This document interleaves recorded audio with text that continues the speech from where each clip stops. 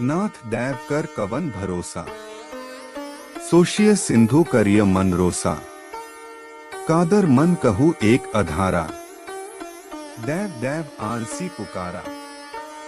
रामचरितमानस में यह चौपाई उस समय को बताती है जब भगवान श्री राम सागर पार करने के लिए सागर से रास्ता मांगने के लिए ध्यान करने जा रहे थे।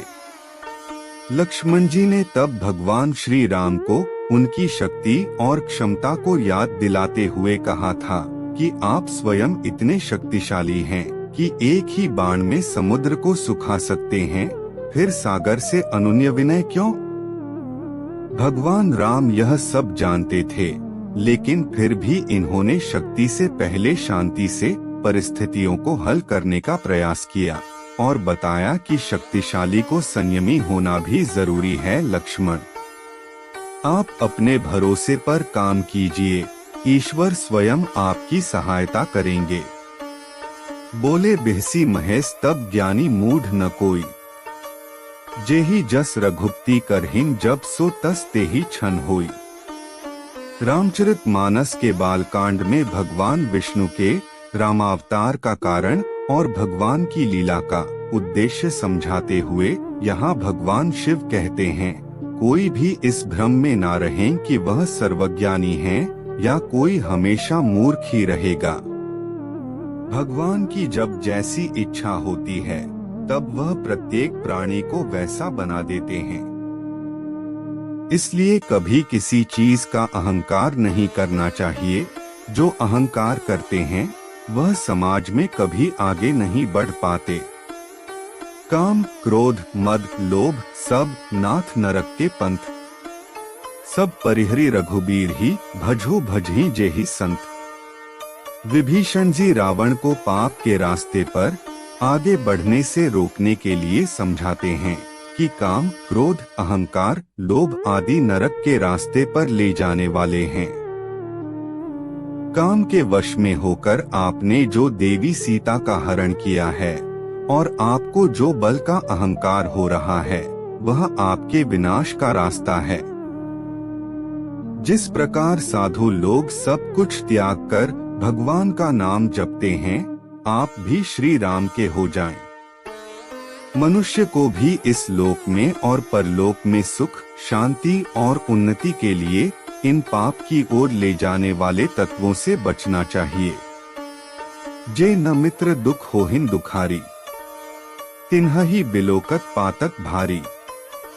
निज दुख गिरी सम रज करी जाना, मित्रक दुख रज मेरु समाना।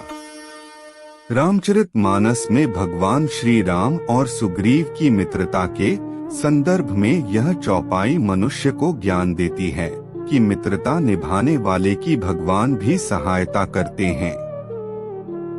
लेकिन जो लोग मित्र या फिर दूसरों के दुख को देखकर दुखी नहीं होते, उन लोगों की भगवान भी मदद नहीं करते हैं। ऐसे लोगों को देखने से भी पाप लग जाता है। जो लोग अपने दुख को भूलकर दूसरों की सहायता करते हैं, ईश्वर भी स्वयं उसकी मदद करते हैं। आगे कह मृदु बचन बनाई, पाछे अनहित मन कुटिलाई। जाकर चित अहि गति संभाई, अस कुमित्र परिहरे ही भलाई। किष्किंधा कांड में भगवान श्री राम ने मित्रों के लक्षण बता चुके हैं। उन्होंने कहा कि अच्छा मित्र जीवन में बड़ी उपलब्धि है। चौपाई में लिखा है कि जो सामने तो कोमल वचन कहता है और पीठ पीछे बुराई करता है, ऐसे लोगों से हमेशा दूरी बनाकर रखना चाहिए, क्योंकि ये स्वार्थी होते हैं। भगवान श्री राम अपने भाई लक्ष्मण से कहते हैं कि हे लक्ष्मण, जिसका मन सांप की चाल के समान टेढ़ा है, ऐसे कुमित्र को तो त्यागने में ही भलाई होता है। सच्चा मित्र हमेशा स्पष्ट बात करता है। सच्चा मित्र आपको सही राय देता है। मित्रता में एक दूसरे के प्रति खुला हृदय होना चाहिए।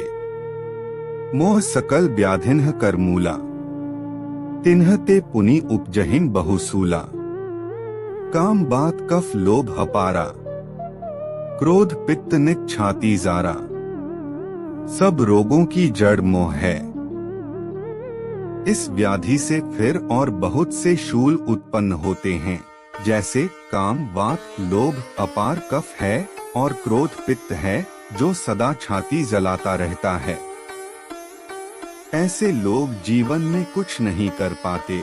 हमेशा आगे बढ़ने के लिए इन चीजों को त्यागना बहुत जरूरी होता है। नहीं दरिद्र सम दुख जग माही, संत मिलन सम सुख जग नाही, पर उपकार बचन मन काया, संत सहज स्वभाव खगराया। जगत में दरिद्रता यानी गरीबी के समान कोई दुख नहीं है, तथा संतों के मिलने के समान जगत में कोई सुख नहीं है, क्योंकि मन वचन और शरीर से परोपकार करना ही संतों का सहज स्वभाव है। महान संत आपको अच्छे विचार देते हैं, जिससे आप समाज की भलाई के लिए काम करते हैं। सुनहो भरत भावी प्रबल, बिल्की कहे हो मुनिनाथ, हानि लाभ जीवन मरण यश अपयश विधि हाथ। भले ही लाभ हानि जीवन मरण ईश्वर के हाथ में हो, लेकिन हानि के बाद हम हार मानकर बैठे नहीं, ये हमारे ही हाथ में है। लाभ को हम शुभ लाभ में परिवर्तित कर लें, यह भी जीव के ही अधिकार क्षेत्र में आता है। जीवन जितना भी मिले उसे हम कैसे जिएं, यह सिर्फ जीव अर्थात हम ही तय करते हैं। मरण अगर प्रभु के हाथ में है तो उस परमात्मा का स्मरण हमारे अपने हाथ में है। अपि च स्वर्णमयी लंका लक्ष्मण में न रोचते, जननी जन्मभूमिष्ठ स्वर्गादपि गरियसी। भगवान श्री राम छोटे भाई लक्ष्मण से कहते हैं कि पूरी लंका नगरी ऊपर से नीचे तक सोने से मढ़ी हुई है, फिर भी है लक्ष्मण, यह मुझे जरा भी अच्छी नहीं लग रही है। मेरे लिए तो माँ और जन्मभूमि स्वर्ग से भी अधिक मूल्यवान है। इस चौपाई से हमें यह सीख मिलती है कि जो व्यक्ति अपनी जन्मभूमि से जुड़ा रहता है, वहाँ के मूल्यों को आगे बढ़ाता है, वही दूसरों से आगे रहता है।